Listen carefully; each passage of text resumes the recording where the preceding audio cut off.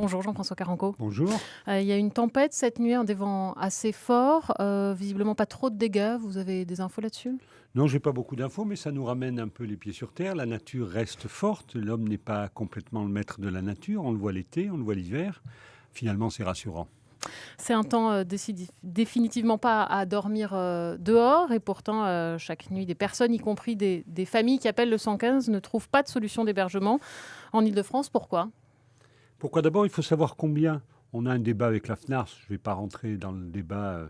Il y en aurait 100, Pour eux, 200, c'est un 300. tiers à peu près Pour eux, des gens qui mais un appellent le tiers de quoi? Des 115. appels. Oui. Or, on peut appeler plusieurs fois. Or, on peut appeler en étant logé. Mais là, c'est pas le débat. Le débat n'est pas là, peu importe. Il y en aurait une famille que ce serait pas bien. C'est clair.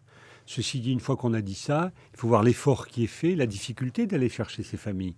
J'ai fait avec Emmanuel Cos l'autre jour une maraude, comme on dit. Les gens ne veulent pas y aller, la misère se cache.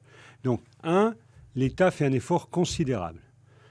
Chaque nuit, dans la région Île-de-France, l'État assure sous toutes ses formes, environ plus de 92 000 logements. 92 000 sur 12 millions. C'est beaucoup sans être beaucoup.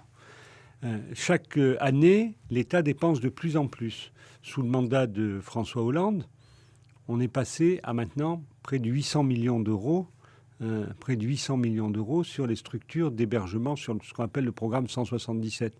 C'était 450 il y a 5 ans. Voilà, l'effort est considérable. Il peut rester 1, 10, 20, 30 familles peut-être, ça dépend comment on compte. Soyons fiers de la solidarité impulsée par l'État, jouée par les bénévoles, jouée par les fonctionnaires, jouée par les associations. Et c'est cette fierté qui nous permet d'aller au-delà. Moi, je ne suis pas dans le déni de ce qui est bien fait. Mais alors ça veut dire quoi? Ça veut dire que la misère s'accroît puisqu'on accroît les moyens? Non, ça ne veut pas dire que la misère s'accroît. Ça veut dire que, d'abord, il y a, pour être honnête, beaucoup de nouveaux arrivants en France. Je compte les immigrés qui font appel au 115. Donc il y a beaucoup de migrants qui arrivent. C'est clair. Après, il y a une baisse de la solidarité familiale. Vous le savez, c'est dramatique dans notre société. Je vais vous confier un secret. Ceux qui sont dans la rue, ils ont des frères, ils ont des sœurs, ils ont des parents, ils ont parfois des enfants. C'est d'une tristesse terrible. Heureusement, la solidarité nationale joue. Voilà, c'est important. Une chose encore sur cette question de l'hébergement, c'est l'association Droit au logement qui a investi le week-end dernier l'Hôtel-Dieu. Elle a finalement obtenu l'ouverture provisoire de 40 places d'urgence sur l'île de la Cité.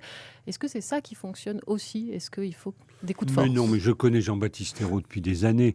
Tout le monde connaît Jean-Baptiste. C'est un type remarquable qui s'engage, etc. De temps en temps, il fait des coups. Voilà, il fait des coups. Mais c'est un coup d'éclat qui a marché. Non, mais ça n'a pas marché par rapport aux 92 000 places. Ce n'est pas les 40 de plus ou de moins qui comptent. Attendez, ça n'a pas d'intérêt. C'est déjà ce qui ça. compte, oui, c'est déjà ça, mais est-ce qu'il y en avait besoin? Est-ce qu'elles sont pleines aujourd'hui? J'en sais rien. Il l'a anticipé de 15 jours. Le sujet n'est pas là. Le sujet, c'est pour ça que j'ai de l'amitié pour Jean-Baptiste Ayrault. Je veux dire, c'est notre aiguillon permanent.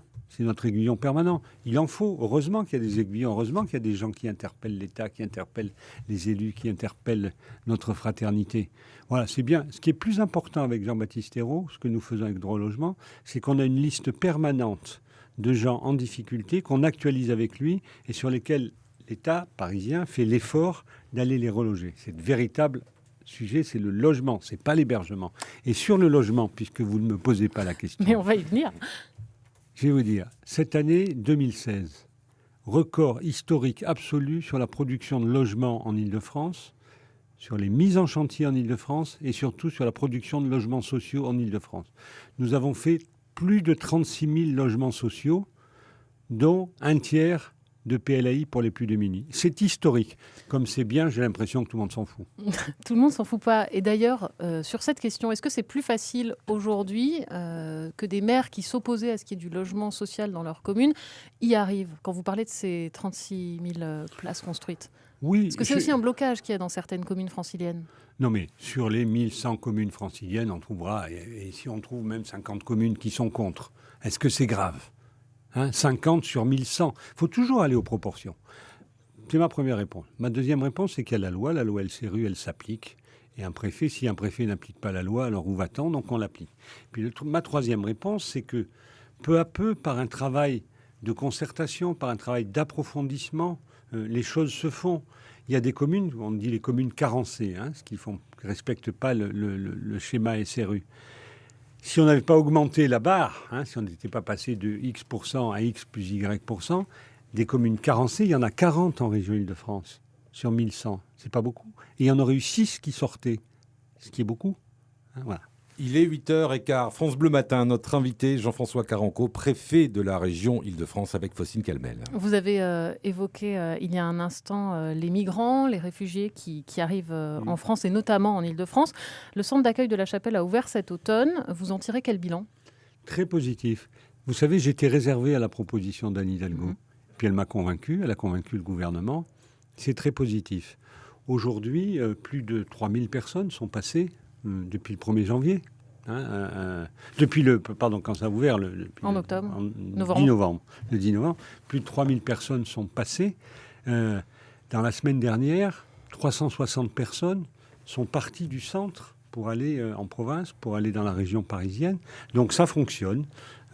Avec malgré tout quelques petits soucis, notamment aux abords de ce centre. On a vu que des campements avaient essayé de se reformer, qu'il y avait aussi des problèmes, des policiers accusés de vol de couverture de migrants. Enfin voilà, une vie autour de ce centre qui n'est pas forcément évidente. Moi, j'accuse personne. Vous savez, il n'y a pas les bons et les méchants. Je vais vous dire, il y a des filières. Il y a des migrants organisés. Il y a des migrants méchants. Voilà, il y a des migrants gentils, comme tout le monde. Il y a des gens, des bons, des gentils, des bons, des brutes, des truands. C'est la vie. Il n'y a pas de différence entre les gens. Mais je ne stigmatise pas non plus. Voilà, je ne suis pas bisounours. Il y a beaucoup de trafic. Il y a beaucoup de passeurs. Il y a beaucoup de gens qui se poussent. Globalement, ça marche. Depuis l'instruction de François Hollande, président de la République, en juin 2015, j'ai fait en sorte que près de 30 000 migrants soient accueillis. S'il y en a 10 qui se battent un jour, c'est pas bien. Mais ce n'est pas la réflexion qu'il faut avoir. La réflexion qu'il faut avoir, c'est jour après jour, ça marche. Nous allons, avec Anne Hidalgo, ouvrir à Ivry, avant la fin du mois, un nouveau centre, plutôt pour femmes, enfants et familles, de 200 places, puis on montera à 250. Et à côté, il y a un village qui est fait par le maire d'Ivry aussi, par ailleurs. Donc c'est bien. C'est bien quand la fraternité joue. C'est ça qu'il faut souligner. Vous parliez d'ailleurs tout à l'heure, en parlant de fraternité, des maires, des communes carencées en logement social. Il y a des maires aussi franciliens qui se sont souvent opposés à l'installation de centres d'accueil pour migrants dans leur commune. Est-ce que là aussi, ça avance et ça va mieux ? Finalement, une fois qu'ils sont là, on se rend compte que c'est pas si terrible. Je vais vous dire ma réaction. Ce que font ces maires-là, c'est pas bien. C'est indigne de la France. C'est indigne de nos valeurs. C'est méconnaître, c'est opposer les gens. Je dis à ces maires, à ces gens-là, que diront vos petits-enfants ? Vous avez des gens, vous voulez venir, vous les avez mis dehors. Vous savez, nous, on est un peu vieux déjà, en tout cas pour moi, donc on n'a pas la même attitude vis-à-vis des autres que ce que peuvent avoir nos petits-enfants. Je leur dis, ce qu'ils font là, c'est indigne. Maintenant, je constate qu'une fois que si l'État tient, si les associations tiennent, si on tient sur nos valeurs, quand le centre est installé, ça se passe bien. Regardez ce qui s'est passé à l'allée des fortifications, qui est un autre sujet, c'est pas des migrants. Vous savez, dans le 16e arrondissement, ça se passe très bien. Il y a quelques imbéciles dans la vie. Bon, mais ça se passe bien. Il n'y a plus d'incidents. Moi, je les ai vus, les migrants. Je les ai vus, les SDF. Surprise, ils ont 2 mains, 2 pieds, une tête comme nous. Un mot des transports aussi, Jean-François Carenco. Le STIF, le syndicat des transports d'Île-de-France, dit qu'il ne peut plus payer la gratuité pour les jours de pollution et il demande à l'État de compenser. Est-ce que c'est possible ? Le Premier ministre Manuel Valls a fait un effort considérable pour les transports et donc chacun des contribuables français a fait un effort considérable au profit de la région Île-de-France et du STIF. C'est très bien. Voilà, c'est passé. Le Parlement a voté ces mesures et le STIF a de l'argent, voire a beaucoup d'argent. Après, ce sont des choix politiques. Moi, je ne m'immisce pas là-dedans. Jusqu'à présent, c'était... Il y a une bagarre politicienne, tout ça va se calmer. À eux de payer. Donc un dernier mot, puisque avant d'entrer en studio, vous m'avez dit la culture, il n'y a que ça qui compte. Oui, à la fin, à la fin, il n'y a que ça qui compte. Vous soutenez aussi l'Expo universelle 2025 en France, en plus des JO 2024 à Paris. Pourquoi ? Tout ça, ça peut porter la région ? Ce qui compte dans la lutte terrible, dans la bagarre terrible entre les métropoles. Vous savez, le 19e siècle a été le siècle des empires.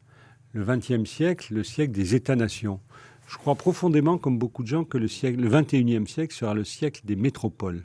Et donc, il s'agit de s'organiser d'une part, c'est ce qu'on essaye de faire, de développer, c'est ce qu'on essaye de faire dans le cadre du Grand Paris, et puis d'exporter, de faire envie, de faire attraction, de faire attractivité.